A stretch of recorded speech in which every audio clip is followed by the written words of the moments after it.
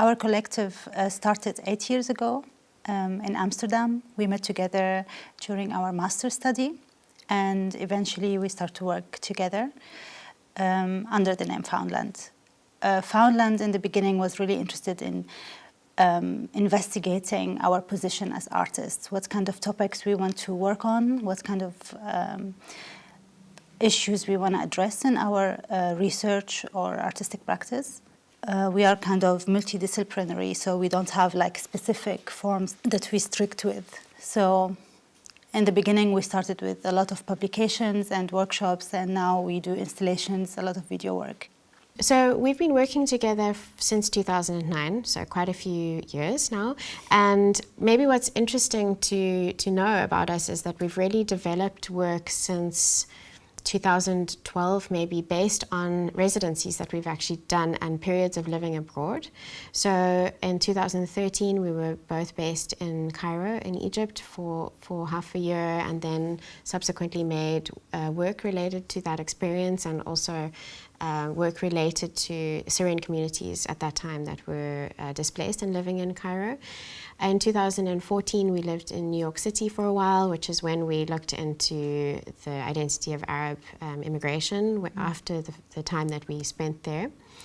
And then after that, we actually started with this residency called the Smithsonian Artist Research Fellowship in Washington, D.C. And that's when we started to look into the Elixir Naf archive, which is the oldest Arab American archive in general of families who have moved there since 1880. So it's quite nice to see that we were able to actually make work following up on travels and residencies and the things that we saw and the materials that we've collected. I think being like foreigners and coming from like specific culture, like the Middle Eastern culture or even the African culture, I think the idea of collectivity and being part of the community is more common in social environment than in Europe.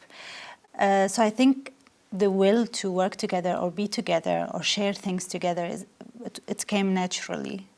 Of course, in the Netherlands during like 10 years ago, also some collectives, or they don't call themselves collectives, but especially in the design world, because we have like a design background, they start to appear, and also they start to work in a different kind of perspective on how actually designers should operate.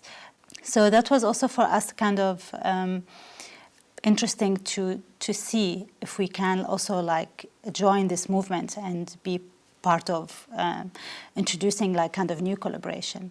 And there's also something very attractive about being a collective that people don't know exactly who you are. You also claim a kind of anonymity inside the collective, that people often actually see our work and then they think we are two males, we are not two females, which is of course really nice that you can hide behind something as well.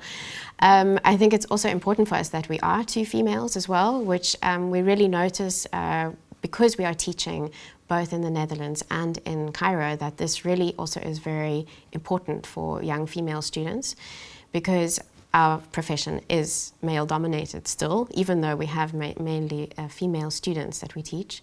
So I think this is also something very important for us to maintain and to really be quite proactive in formulating our identity as two female artists who are working in collaboration. In our case, we have a very close relationship. Like, we are friends and we work together and we know a lot about each other. And I think any new person at this moment will be like an intruder, and he will feel like, how to deal with those two ladies. It's a bit difficult.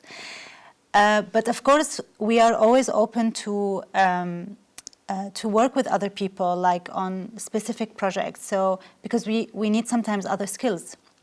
So sometimes we need to work with a photographer or a video maker or an animator, or so we work with those people, and those people always, they're involved in the content. It's not just commissioned work. We don't do this. Like they need to be involved in the process, and they have also their own input and ideas about it. So this is how we do it at the moment. 2 years ago, we did an installation in Amsterdam called Failed Future Scenario. We transformed a room, and so you have like a complete experience in the room with different objects and also like a video, and they all respond to each other. They're all linked, but you need to spend time. You need to read about it and experience actually the narrative that we create in this installation. So. Yeah, and we always also try to surprise ourselves by finding also new ways. So we don't have like specific style, actually. Our methodology, it's a style, become the style, actually. How we work, we start with the research, and then we spend time together to discuss the research and the material, and then come out with a new form. Lately, we work more with video. And we feel comfortable with working in video, and I think it offers us a lot more opportunities and storytelling tools to work with text and with image in a way that perhaps in our earlier work we may have done in print. And so I think it's a natural progression in a way to explore moving image and to work more in video with animation, with sound. These are really exciting new tools that we can now work with. Yeah. So we always try to go beyond the current and the shallow information or the shallow perspective on things, and we try to dig deeper and try to find more stories, more interesting questions. Link the future with the present and also to the past. So we try to link unexpected information or stories together. And I think this is what's really interesting about our practice, that we have this freedom to move between all those time periods and try to find out and investigate the real issue or the real reason. And I think art in general give us this freedom that we can speculate relations, we can speculate links, we can predict futures. So we are not presenting the truth, or we are not presenting we are even not trying to change perspective. We are maybe trying to imagine something completely different. Yeah, one of the projects that we'll present as part of the Cosmopolis show, I think really illustrates that quite nicely. So what we did was we asked a community of people to think about the home that they left behind. So a lot of people left their homes behind in Syria, even if they were homeowners, and they moved to the United States or they moved to parts of Europe, to Paris, for example. And we asked these people just from their memory to draw their home and how they remember it, and to include specific memories of how they interpret the space. And this is a very personal exercise which probably you could do with anybody, school children or anybody you know, and it would evoke quite specific memories. So with this project, we were able to share with the public, and we showed this exhibition now in New York and also in Amsterdam, very personal memories of a home, but also how the home was affected by a conflict situation. So how the home gets actually turned into a shelter and a protective environment for people to survive in as well, and where they would store food and where they would store their money if the army is coming to look for them.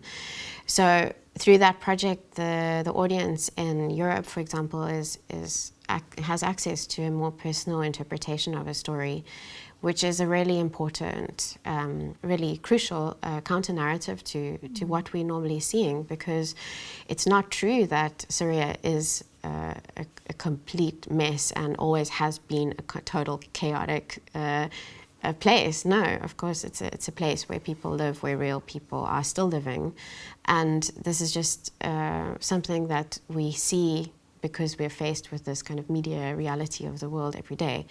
And we find it very important to provide some kind of counter story to that. Mm.